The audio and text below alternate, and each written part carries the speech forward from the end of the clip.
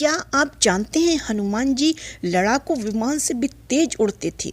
उनकी उड़ने की स्पीड जान लेंगे तो आप दांतों तले उंगलियां दबा लेंगे। हनुमान चालीसा में पृथ्वी से सूर्य की दूरी के बारे में बताया गया है। दोहे में उनके उड़ने की गति भी बताई गई है। हनुमान जी हवा में प्रति सेकंड 11 किलोमीटर की स्पीड से उड़ते थे। हनुमान जी के उड़ने की गति का अंदाजा इससे लगाया जा सकता है कि रात 9 बजे से 12 बजे तक लक्ष्मण और मेघनाद के बीच युद्ध हुआ। जब मेघनाद द्वारा लक्ष्मण जी को बाण लगा तो वे रात के करीब 12 बजे मूर्छित हो गए। इसके बाद हनुमान जी रावण के भाई विभीषण के कहने पर सुषेण वैद्य को करीब रात्रि 1 बजे लंका से लेकर आए थे। सुषेण वैद्य ने लक्ष्मण जी की जान बचाने के लिए हिमालय के पास द्रोणागिरी पर्वत पर 4 तरह की औषधियों को सूर्योदय से पहले लाने को कहा। करीब रात 1:30 बजे हनुमान जी औषधियाँ लाने निकल गए और 2500 किलोमीटर दूर हिमालय के द्रोणगिरी पर्वत से औषधि लेकर आए। आधे घंटे उन्होंने औषधि ढूंढने में लगा दिया होगा, ऐसा अनुमान लगाया जाता है।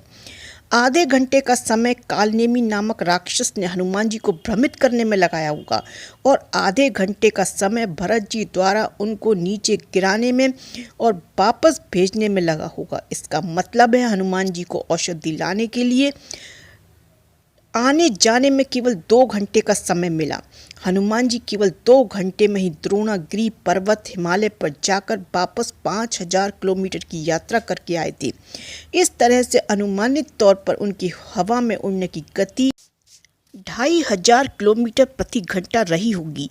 वहीं वर्तमान में भारतीय वायुसेना का विमान मिराज की गति 2400 किलोमीटर प्रति घंटा है। इस तरह से माना जा सकता है कि हनुमान जी वायुसेना के लड़ाकू विमान मिराज की गति से भी तेजी से उड़कर अवरोधों को दूर करके सूर्योदय से पूर्व औषधि लेकर आ गए थे।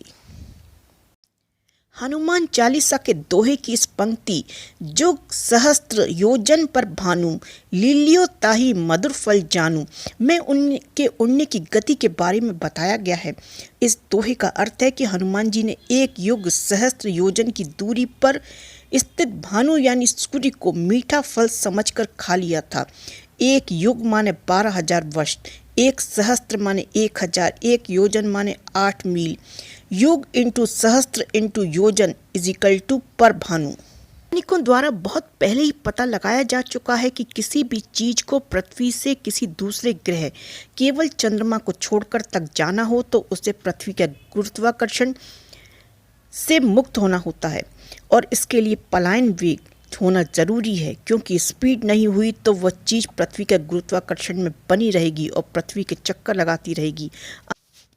अंतरिक्ष विज्ञान के अनुसार पृथ्वी के गुरुत्वाकर्षण से बाहर निकलने के लिए किसी भी चीज को कम से कम 11 किलोमीटर प्रति सेकंड की स्पीड से उड़ना होता है। ऐसे में हनुमान चालीसा के दोहे जुग सहस्त्र योजन पर भानु लीलियो ताई मधुर फल जानू में बताया गया है कि हनुमान जी ने पृथ्वी से सूर्य तक की यात्रा की है, इसलिए उनके उड़ने या फिर छलांग लगाने की हाई स्पीड 11 किलोमीटर प्रति सेकंड से ज़्यादा रही होगी।